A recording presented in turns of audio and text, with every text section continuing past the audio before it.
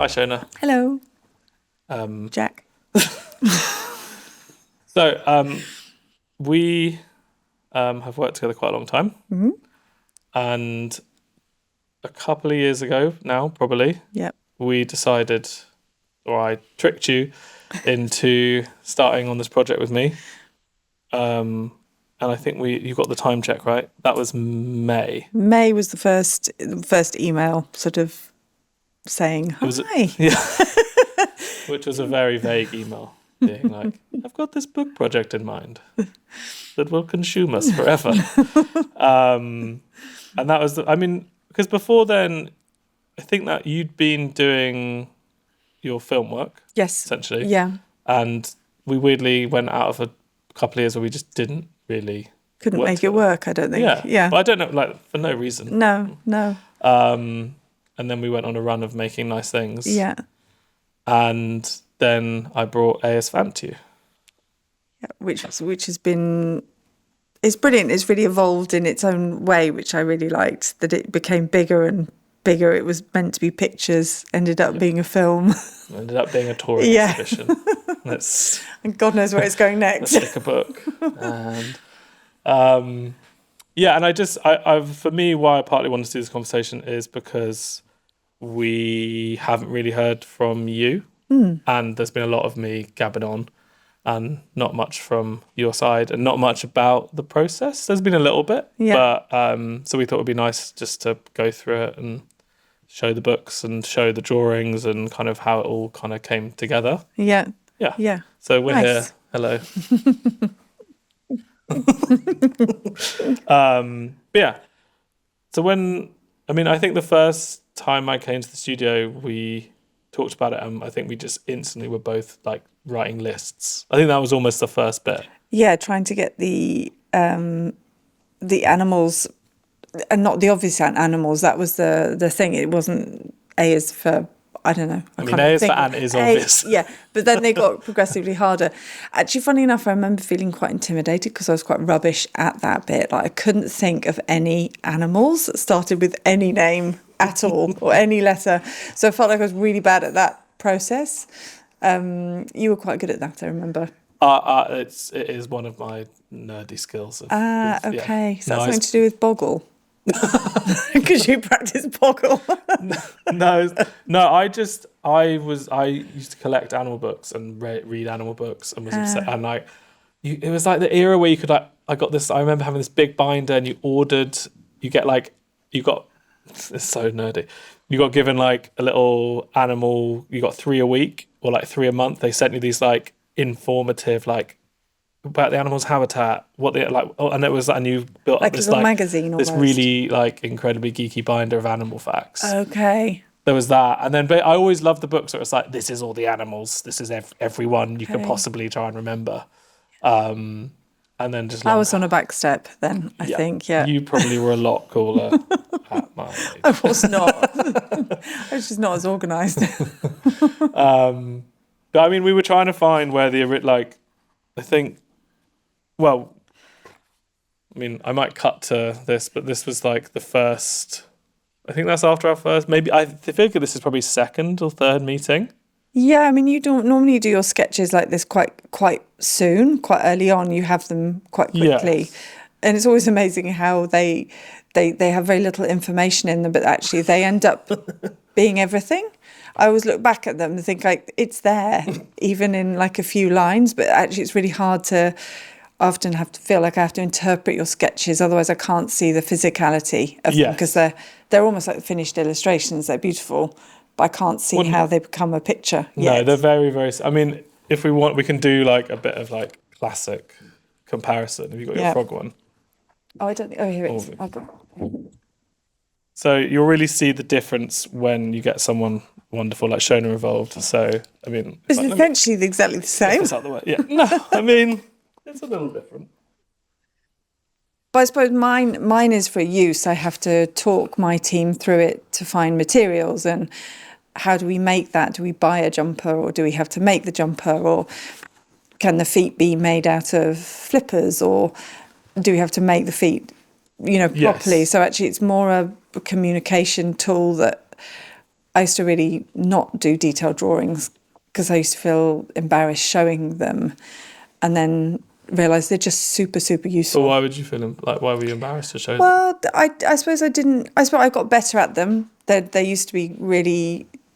I used to try and make them so good that they were crap, and now I sort of go with my own hand a bit more. And if they're looser, some of them are nice, some of them aren't. You're saying you're too good at drawing. No. I meant too good as in a tight. Actually, end up. Yeah, but actually, those can be really shit.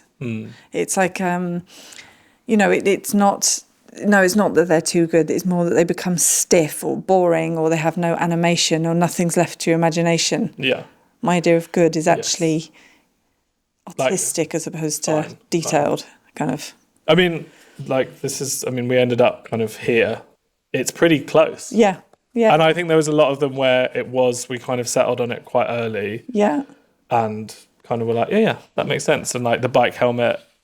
Yeah. And I mean, casting, we always talked a lot about, I think for me, it was because it was a very personal kind of collection of people. I'm just putting in this as like an early sketches in the book. I think you'd actually tried to get me involved in an ant project the year before or 2 years before. Yes.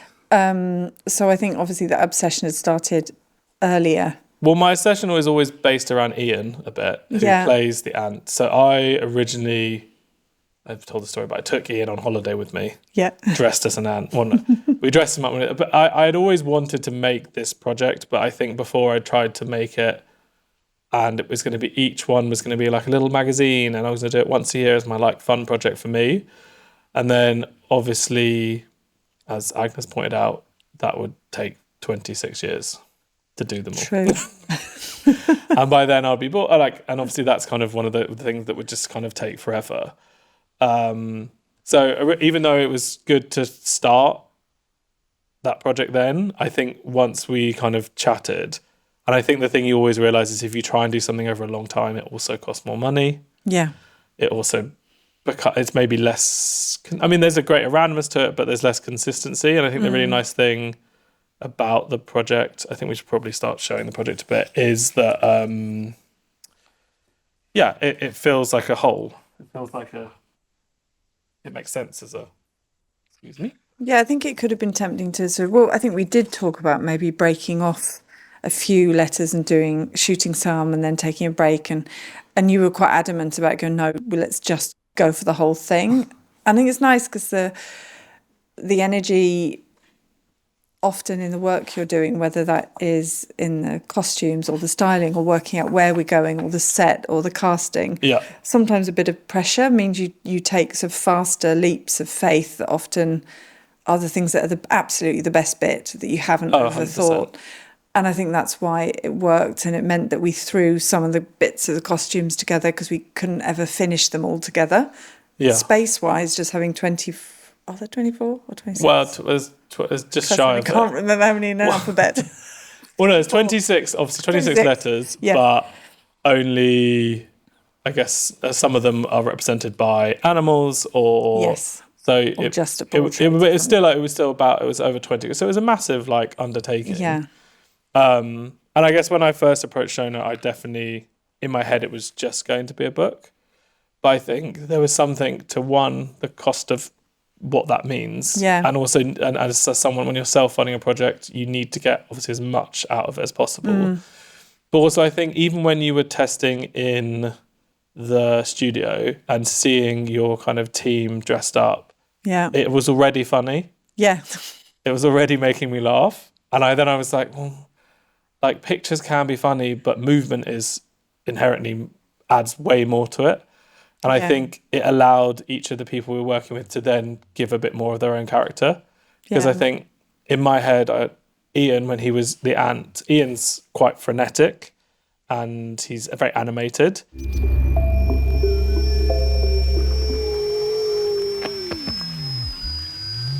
And that's what I thought would translate. And I was like, that's why he was my ant, because he's kind of busy and he runs around, and we'll go to Ian. But when you gave him these kind of sticks, he became it was like he was in a trance. He was really just slow. Yeah, and tentatively And- feeling out, yeah. which is sort of also what the antennae do. And it was quite tentative, but in a really he was light-footed with it all, which was also amazing.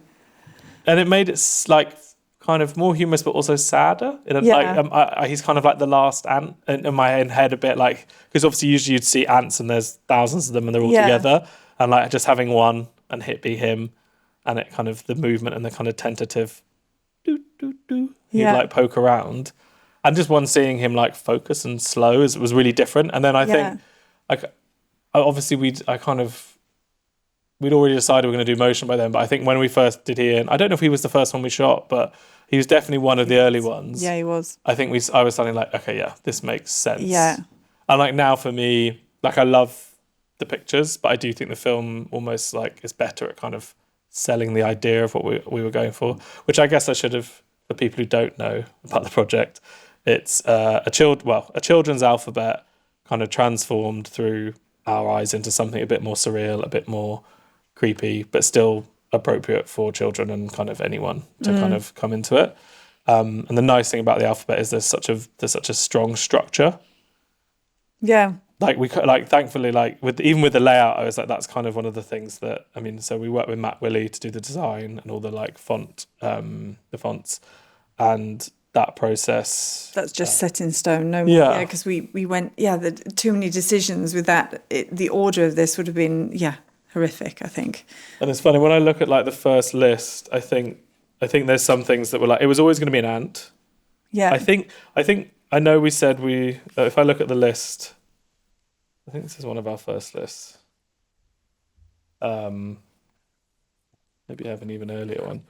But I think it does, I quite like how it starts quite sensible. Yeah. I think A for being ant, B being, bat and cat, and then rhyming. And they're quite often like listed in the alphabet like that. Yeah. And then I think the jump from like ant to, I think it's the earthworm, E. The first like... I still can't remember what it is we did. Like I look and I think, I know it's worm, but I know it's not W. And then I have to work back from that. Yes. And I still find it a bit of a game working out what the animals were, because it's not, some of them are really not obvious and not everybody knows them. No, some of them are tricky, and that's kind of part of me being a bit like, I know what these animals are. But also I think when we go through, I think there's like, for instance, when we looked at M, on my sheet I've got that we also looked at like moth. Yes. Which I still could have been nice, but I think mole is like, I think it's good to have those like touchstones of like really clear, everyone knows what a mole looks like. Yeah. Because we definitely lose people at ibis for say on eye, or and the then narwhal. The narwhal as well. The narwhal. I have kids, so I knew you have kids, but like I feel like they're very much like narwhals are kind of our equivalent of like a unicorn. So like they seem to kind of come up more frequently. That was my favourite shot. That we were not the result, although it's very nice, but the shooting of it, I absolutely loved watching. Henry like do bicycle pedals under the sort of stupid sort of sea level we'd made out with cardboard, and I just love when people can lose themselves and have no inhibitions, and it just makes them just brilliant. I'm so in awe of people who do it, because I know I could never in a million years do it.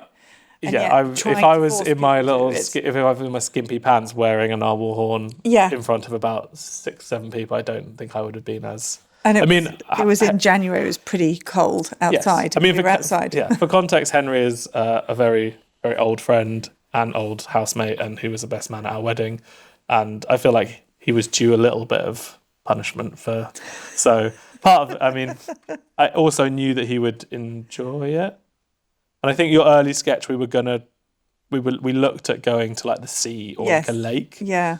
But then I think I don't know what it is about the box, but I think the box suddenly became like a bit of a nice through line. And I know pictures exist and there's scenes outside of the box, but having this kind of like weird floating box that kind of changes in size, and I mean, we tried to do things where the animals change in size and that space is kind of flexible. Yeah. I mean, my favourite shot in the film is the kind of jump from seeing Dennis as the bat to the kind of straight cut where you move to the sea and the cat suddenly is big and it's a big cat butt in the shot, and it's really like, for me, that's really exciting.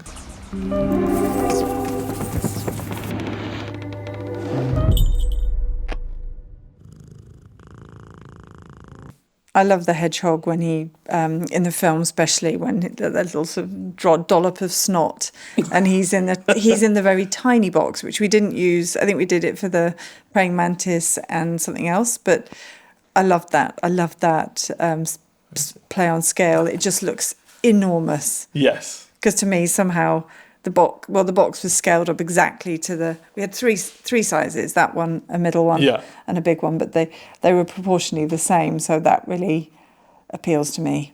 But I see a big hedgehog. And I think because we worked with Toby. Oh God, sorry, Toby.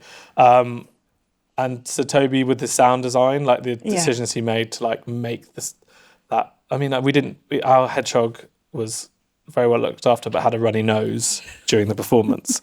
And that became something that just was, again, like, I think there's like a nice crepuscular, like squelchy sound that kind of starts at like the earthworm and then comes back with like the snot dripping from the hedgehog's nose. That was, I think, the sound. It's really great because it's quite visceral when what we did is quite artificial. That mix of artifice and reality is so great. When I saw the first video with the sound, that's when I thought, oh my God, this can be great. It was like the glue of everything almost. Yeah, well, it's definitely like, I mean, I think the thing we've always talked about was praying mantis, where I think, I mean, for a lot of people who haven't seen the film, because we've kind of slowly been releasing it here and there, the praying mantis like is incredibly creaky. Like all of its joints need like a bit of, what's it? Oiling. WD-40. That's it, WD-40.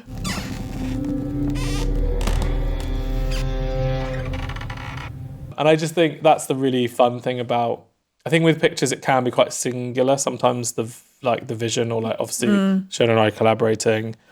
But I think with film, you're just inviting so many other elements in. Yeah, it's true. And the chaos as well, which is... Obviously working with like, semi-wild or like animals.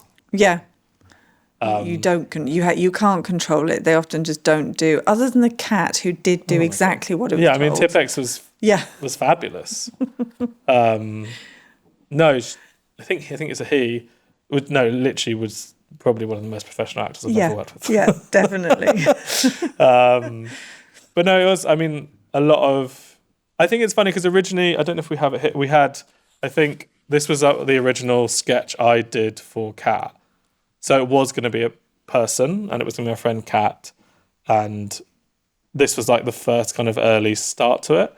But at some point, there were definitely points where we were like, no, I think it's nice that we move from kind of costume and like having an actor into an animal, because again it's like slightly puts you on the back foot, because I think if it and again, I mean, we then have a run of like, so we have our cat, and then we jump to kind of surrealist Dali dogs, and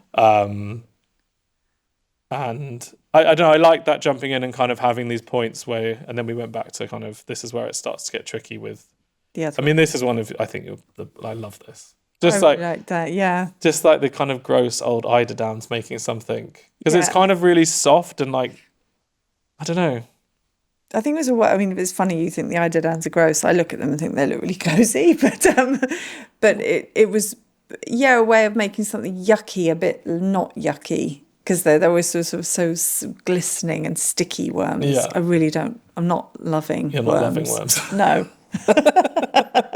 Not in reality. They are needed for a lot of things, and I respect them. But I respect worms. I do. So that was really fun to do, actually. And in the studio, we've got a great picture of that where I think it's Plum who got into it, but it was like she was sort of getting into bed and everything was sort of splattered over the studio, all these different eiderdowns and things. And I think the fun of making those things and trying stuff out, almost making things before we designed it. It was more trying that I knew the texture or the kind of the things I'd like to build the animal out of.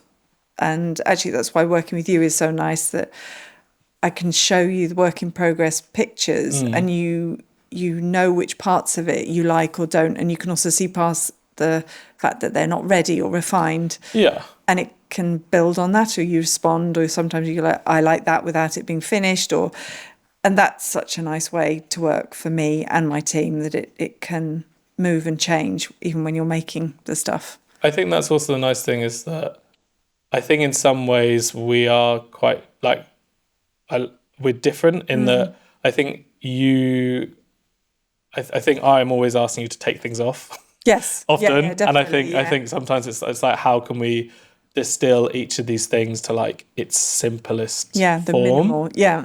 I like, because it is fun to be maximalist sometimes, but I think especially with like an alphabet where you're trying to just like instantly like trigger something in someone's mind that links them to that animal or that memory they have, or that kind of, I guess it's like almost like getting it to like a silhouette. Yeah. Yeah. And being like, if this was silhouetted, would you still know what this is? And I think some of them that works. Yeah. There's Floyd as the tadpole. Like for instance, like these always work. Like especially when kids watch it, I think frogs they struggle with. Giraffe, everyone's instantly like, it's a giraffe. Yeah.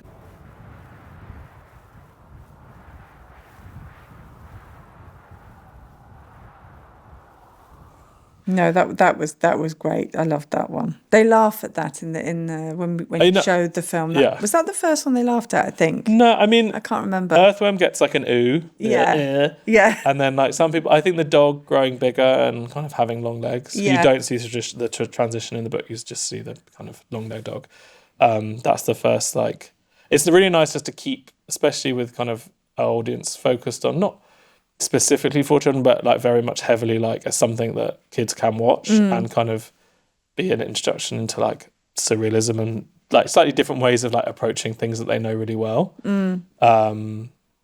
It's funny the little points that kind of peak. I mean, giraffes definitely work. And I think the thing is nice that it's something that I always try and do is our materials being something that's accessible to anyone. Yeah. Like I love that. I can't remember the name of the person. There's that very famous like costume book, the designer where I'll add this but like that, like everything being something that you can make yourself. If like, and like ibis is the toughest animal I think that seems to be the one that's hardest to remember but just like thinking about the shape, I think you have. Yeah, we have nice drawings of that. You've got a nice ibis. That was quite a hard one to work out, which is why I think I worked on the drawing a bit harder, possibly. Hold on. You can rip it down there. But I think, I think that was the thing I was most worried about watching the film for the first time with the audience being mainly kids, was that they're exposed to such sort of things that are so perfect now, like CGI or AI or computer generated images that are so smooth and perfect and finished for them. I think I was worried they wouldn't respond to the abstracted materials and shapes, and whether they'd just think it was a bit rubbish, like literally rubbish. or go, why isn't that made better? I could do better than that. I suppose I have that sort of age-old fear of some of the work that I do, people getting it wrong. Yeah, I mean, it's definitely like, I showed it to my friend's child yesterday and like, he was not interested. He was like, can we turn this off now? And I'm like, yeah, it's quite short. It's only 10 minutes. But no, I think, from watching this, but you see this like, even with like some of the animation made today, people, even if it's digital, they're adding thumbprints. They're like still trying to get to that kind of Aardman level of like, a human still was involved in this. Yeah. Because obviously things like, I don't know, like obviously with the kind of ease of certain things of being able to generate kind of anything. I think having something that feels very tactile. I do try and do this across everything I do, but I think that's what's really nice about, especially with it, like, I think we're always like, I'm not going like these costumes, as you said, they don't need to be perfect. They just need to like, they need to feel like they kind of have been worn as well. And Yeah. like, especially when we tried to do that with like the costumes for like the tour, it was like pieces of clothing or the ant. I mean, the ant costume developed, like, I think it's really nice to see. It's one of my favorite sketches. I just closed it. Go back to ant. I put it there. Like, we have a version of my one somewhere, but my as kind of my drawing was essentially. I mean, yeah, it's just, I think there's the early form of a hat. And like a little stick also figure. stage 2 that was, I reckon you'll put it in there, but we got there. It's like a process, evolution. Yeah, and I think just like, again, like this was made from like a bicycle helmet. Yep. Yeah. Can you remember what these bits were made of? And wire and just tape, and then and also we were trying not to spend a fortune, because these things, there's already, we did spend a fortune, but you still try and do it, otherwise it goes crazy. It's untenable. You can't keep going. But I think in the end I found a really amazing leather dress at the flea market that sort of had a sort of a strange sort of puff sleeve, and because of Ian's he's just inherently cool, he could pull it off. Yes, he could. So he ended up in a dress, and the sort of bum bit of the ant was actually a lampshade that we kind of squeezed and bent and painted. I mean, it makes the perfect little weird out. I mean, yeah, it is. And I kind of love that, like the shoes, the feet just kind of became these little kind of like just lines running off his bare feet. Because I think we did try to talk about shoes at some point. Yeah, we did, and then I think we tried all sorts of different things, and then in the end, actually, the feet became a bit fashiony. It's probably why you cut them off, but it looks nice. But it's just all about his hands and his head and his face in the end. He's so nice. I was going to ask. I wanted to ask you, what was it? Because obviously, like Poor Things was before this, right? And obviously, you're then in a world where, I mean, money is still a issue, but it's less of an issue. Really, or was it just as much of an issue as it ever is? It is always an issue. It's just more of it, and your finishing line is where you can get within that. If you start off going, okay, we've got to build a house that looks like a real house and it's huge in scale. Yes, that already is your starting point. So exponentially, everything gets more expensive, and you can blow £10,000 on curtains that are wrong. So actually, it's the same as, we try not to make loads of waste, but we bought flippers that were the wrong shape. Yes. It's sort of the same thing.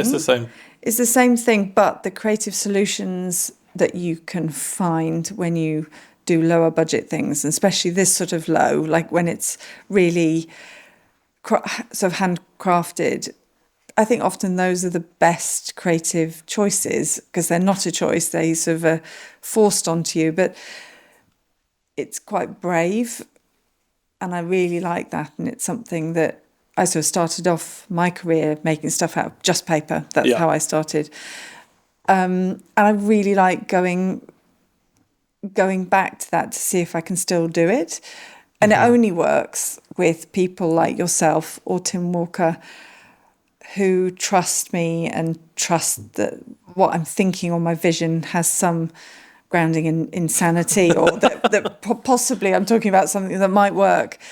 Because there are people who literally think I'm just crackers and I'm handing a piece of tape and a bit of wire, and they think I don't know what you're saying. So it's a trust thing as well.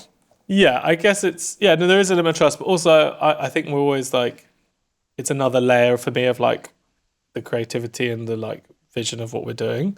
Like sometimes I love taking a picture that's very simple and there's no artifice. Nothing, but obviously sometimes, especially with something like this, where there is a theatrical element, there is like an element of like the playroom and like just like it's a bit of a celebration of playfulness as well. There's always it's just another layer of interest and like moving what you've presented me to be less real, especially with things like I think these two images are probably like the only point where I think maybe like they're a bit too similar in some ways, but I do think like there's another version of this picture where it's much clearer what she's wearing. Yes. But I think the softening of like the edges makes it more ibis or more like a bird and more like confusing as to what. Because if maybe we see the full leotard, it becomes too much like a costume. Yeah. But then the same with the jellyfish. Like, I love that that's just for me like a jellyfish shape, and it happens to have like a woman in it. Yeah, yeah. And Chihiro, when she was like, this scene really comes alive in the film because she's dancing and she's like moving within this like kind of. I mean, it's not recommended for health and safety reasons. Absolutely not. But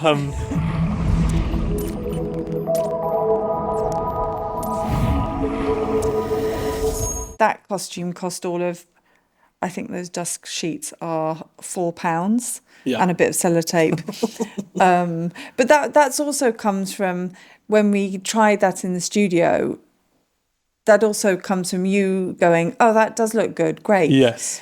Whereas sometimes you'd push that on further and try to do it, inverted commas, properly. Well, I think actually you can't often kill the essence of what it is you're trying to do. Well, I think we'll zoom in here, but I think originally we did talk about like a jellyfish umbrella, or like something really like tight to the face and having like little jellyfish eyelashes, which still like it's still quite nice. I still like that idea. Yeah. But I think when I saw the early pictures you'd taken in the studio, I went, oh no, that looks like a jellyfish. Yeah. And it works, and it's like instantly like, yeah, fine. Yeah. And I think actually in the end, we'd ripped that bit of plastic up, and I think in the end we kept the test one because I was like, we're never going to get it right again. A perfect scrunch of plastic. No, so we sort of kept this sort of horrible little sort of scrunched up sticky mess, and that was what it ended up with. Also, there was things that like, I mean, this one changed quite a lot because obviously originally we were photographing a kestrel. And the kestrel just looked too sad. I think he was sad. He looked sad. He looked sad, and this was no place for sadness in this book, no.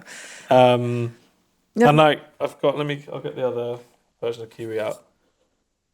What did we do? We did also well, it's one of my favourite bits because we have this in like, the film, this random like lovely moment of stop animation that Bill Porter did where this giant egg wobbles and cracks and out kind of pops this perfect. Yeah, because I think we did do this later, didn't we? No, this was a reshoot. Yes. I told you it took us forever. No, and I think the funny thing is, I heard so many people going, "Is that a real kiwi? Yeah. Is that a real kiwi?" And I'm like, it's got forks for feet.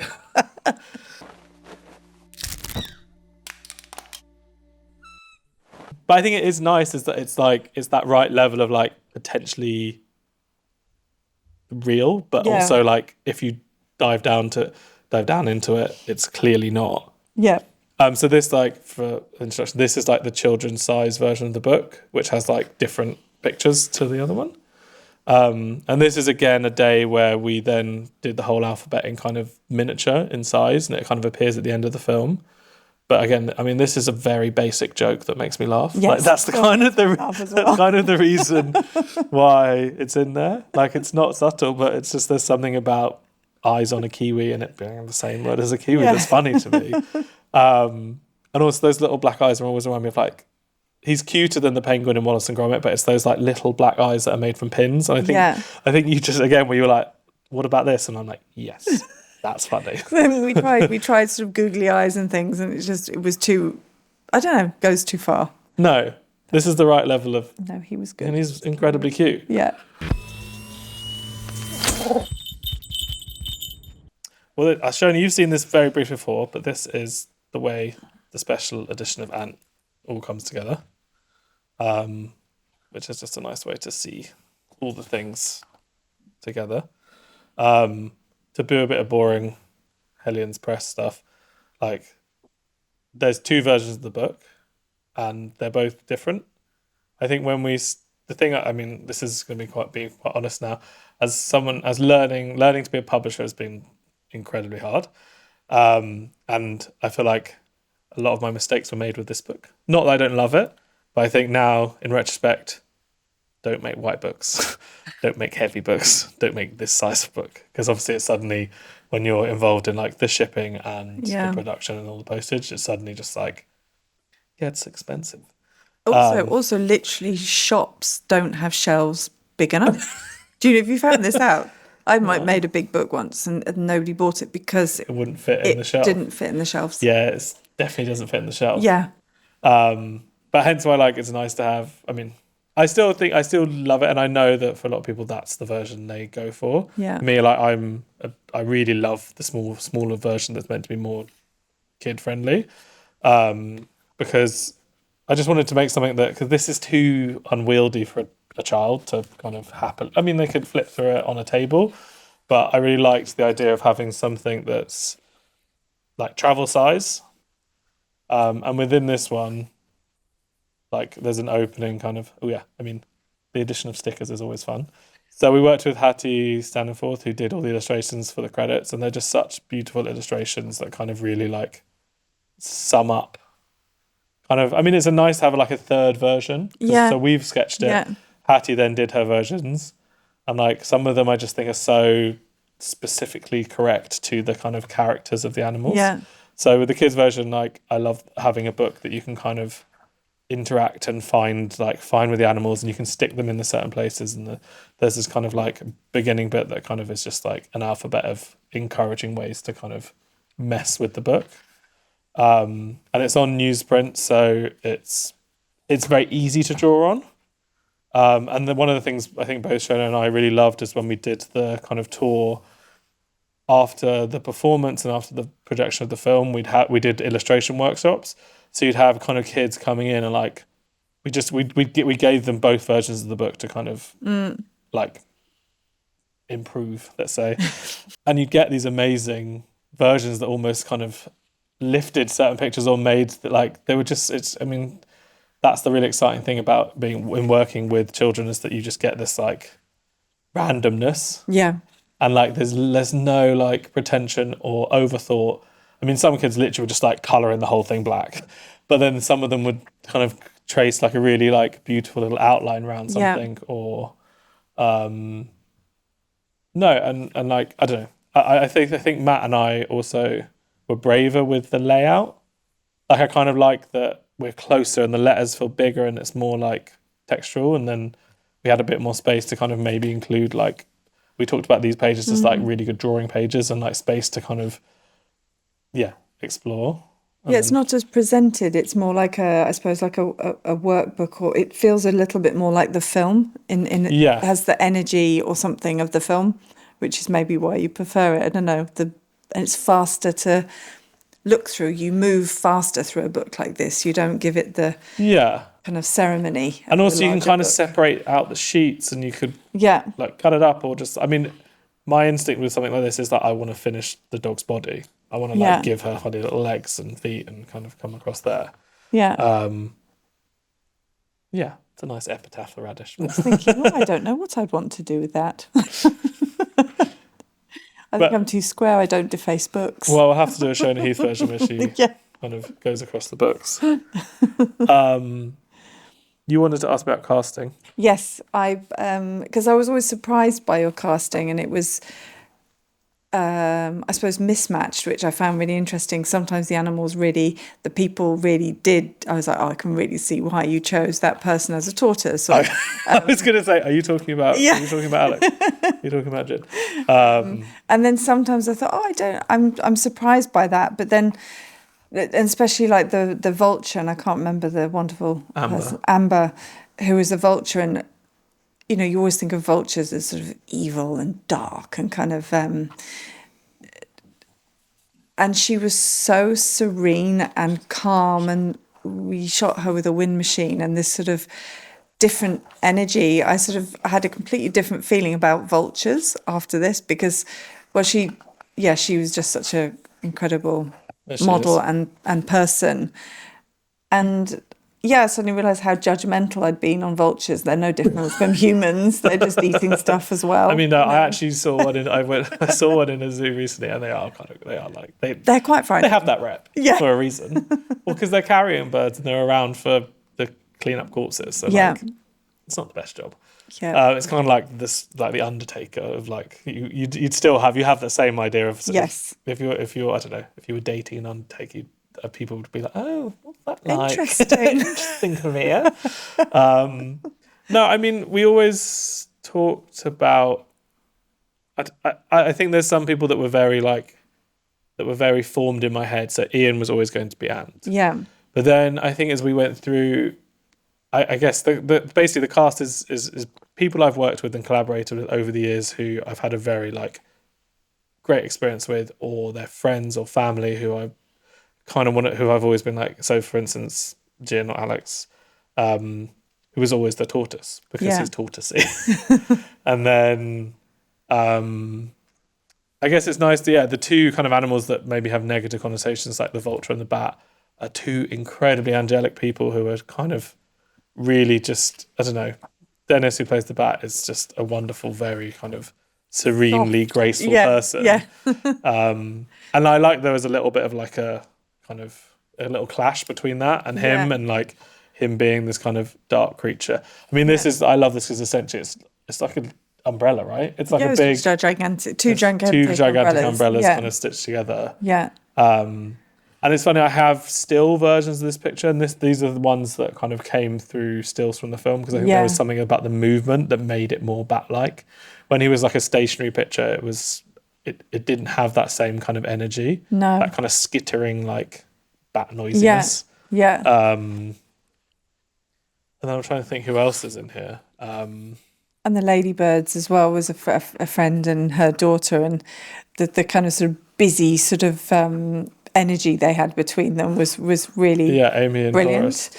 Yeah, I think it's fun. I mean, we have Forrest, who plays the ladybird, and we've got my daughter Olive, who plays the owl. The owlet.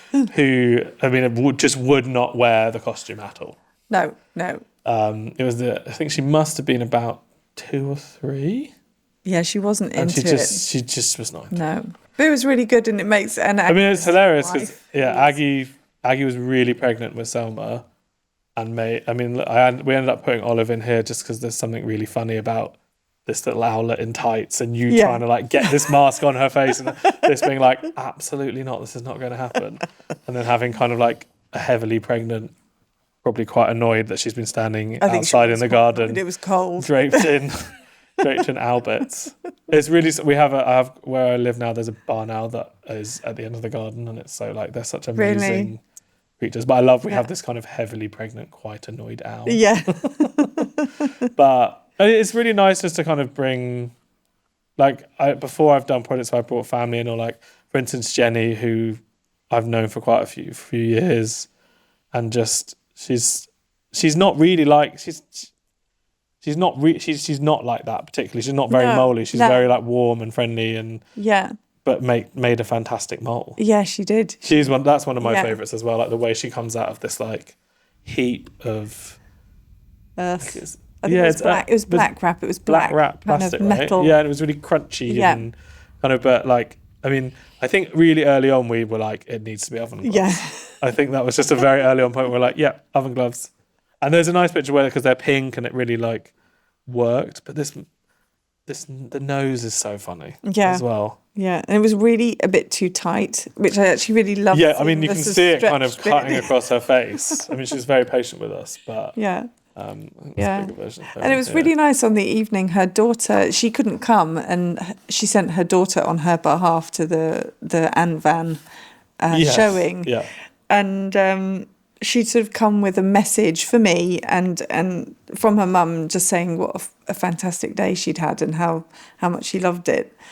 And that's everything for me. I love the fact that connections are made, and it means something more than just a picture or just a day of modelling or something. Yeah, it's a memory. Yeah, well, it's always like, I think because it's such a personal project that I've been thinking about for a long time, it's really, I mean, I always think people weirdly undervalue how important casting is sometimes. Yeah, completely. And how much of what a me picture, how much that it makes the whole thing part of what you're trying to do. And often, like when you do a commercial job and you go, everything else in this picture is kind of ideal for me, but the person's not the right person, and thus the picture's not interesting to me. It's not, and it's obviously when you're doing a commercial job, it's a different situation. But no, I mean, for us, like, it's really nice just to kind of celebrate people that you know are amazing and bring them into kind of a space that you know they're like such a hero as a dancer, and like having someone like her who can really the way she moved the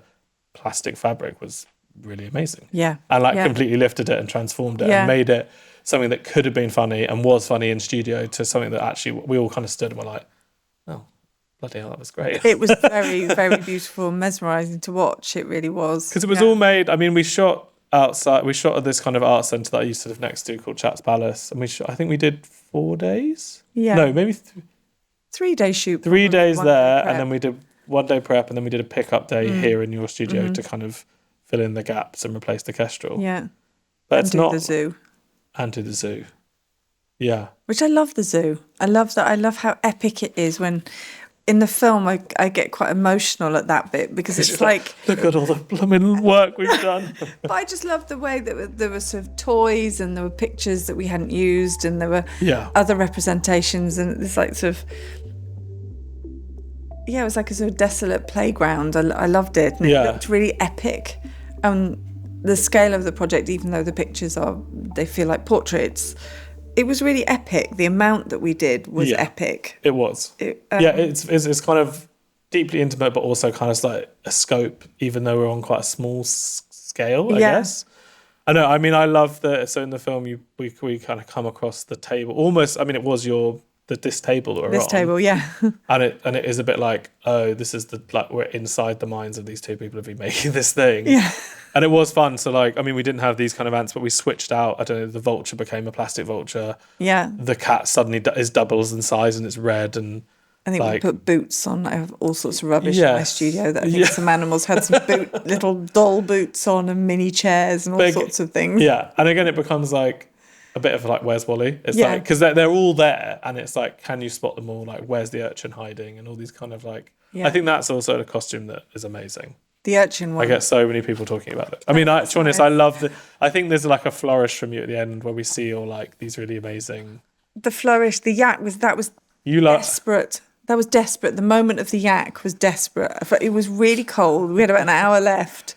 Yeah. And I think Plum is standing behind. Plum, who works on all the costumes, I think she's actually standing behind their. She may well be. I mean, it was very like. It was cardboard boxes thrown at and a mix of like kind of like camo and old coats and. I mean, Boladay was really patient with us, but he was just like there's a funny scene where he's like bopping around in it. Yeah, and he's just being quite playful. But and then we have a flash of like the assembly, which I kind of love. It's just like it is all held together. I think there's a point. Yeah, if he changes his body position or Plum moves, it all kind of tumbles down. There's nothing there. There's just a pile of rubbish, like old coats.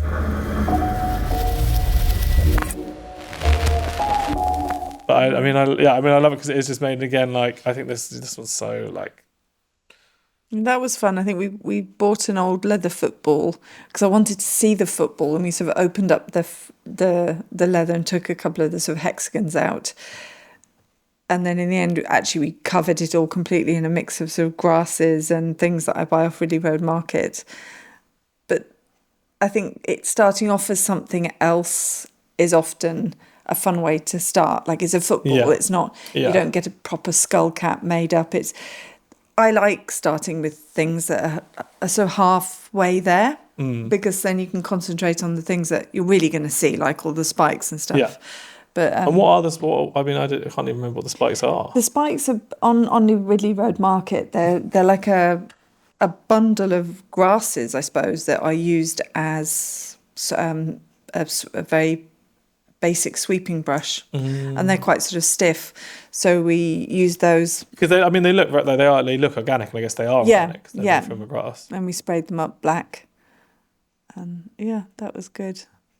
And I think we were looking at, I was sort of trying to, the balls that we talked about in Spirited Away, the little urchin kind of. The dust sprites, the little dust sprites in Studio Ghibli. I was sort of aiming for that kind of level of fluff feeling and fluff. Yeah.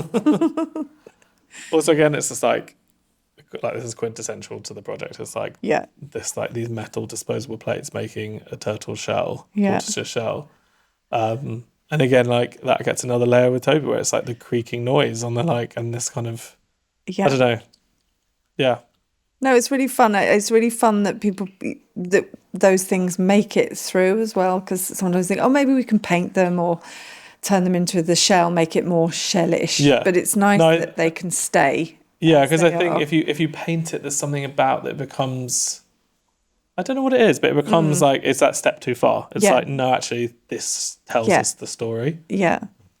I mean, I mean, with the rats, like this was like at a bit of a Irving Penn corner. Sort And I of love the idea ode. of having, Yeah. and then suddenly we had quite a few rats in there, and they were all very sleepy because they'd just kind of driven across London. And I love that this one kind of just resting, and then we were like, quick, put the newspaper and suitcase next to it. And the sound on that's brilliant. The station. I love Yes, that. yeah, they're kind of. I mean, obviously there's like the pun on Rat Race and stuff, but Yeah. I think also there might have been a Harry Potter, because funny enough, we were trying to find a mini suitcase, and that is I think it's a Harry Potter suitcase key ring. That then we took all the stuff off, kind of gave Is it a little it? bit of a makeover, painted it. But that made me laugh, and I was thinking that's funny that the station, because obviously, yeah, he's 9 3/4. Yeah. Yeah. See, there's levels to this, guys. There's many levels. I don't know. I mean, they performed, and like were again, amazing, yeah. you just don't get. It's funny because I don't think we ever. I think with rats, we were just like, no, it's definitely real rats. There was never a costume. There's No. somewhere it kind of wobbled, and like quail kind of transformed quite a few times, Yeah. and then ended up being on Tamibe's head, and just kind of both having this kind of stare off with us before, Yep. and also, I mean, Tamibe got pooed on quite a few times. Yeah. If you knew or you knew now, what would you Yeah. have said to me if I'd come to you? Do you think is there anything you'd encourage me to have changed or to have kind of gone about differently? Oh. Oh gosh, that's put me on the spot. No. No. No. No. No. Great. I think.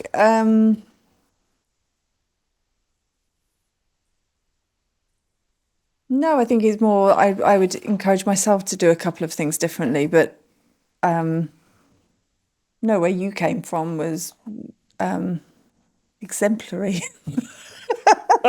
Like a school report. Yeah. No, I think I'd still look at things and think, oh God, I can really see that's a lampshade, or I can Yeah. really see this, or No, to be honest, wish there's I'd only. sort of managed to see more of the silhouette. Actually, the silhouette and the frog, I wish I could see. Yeah, the frog we more. did try a couple of different Yeah. versions of that, didn't Yeah. we? I love the pictures of the snake. I feel like the film with the snake like could have been. That's the only one I'm a bit like, maybe we It could have felt done. very sensible. Maybe it was. Yeah, I think it was too sensible. Yeah. I don't know, the glasses made it studious or something, or but it was very straight. It's grown up, very grown up. Yes, and it needed. I don't know. I'm like, maybe I would have like. But I think the snake needed, because the snake was so beautiful and snaky. Yeah. That the space needed to be more different. Sort Because we talked about having a hand coming into the unfinished box or something like. Yeah.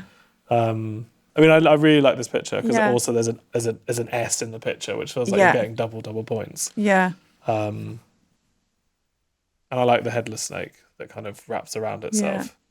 But I also really like the inconsistency of the pictures, that I think if I was left to my own devices, I would kind of formulate it more in the same vein. I wouldn't jump styles. Yes. And I think that's why it's really nice that we've jumped scales and approach, whether it's handmade costumes or it's a real animal. But also some things are quite serious, and then some things are really, really silly. Yeah. I mean, And I like think that's extinct so is nice. sad, and it's meant to be Yeah. sad. Like Yeah.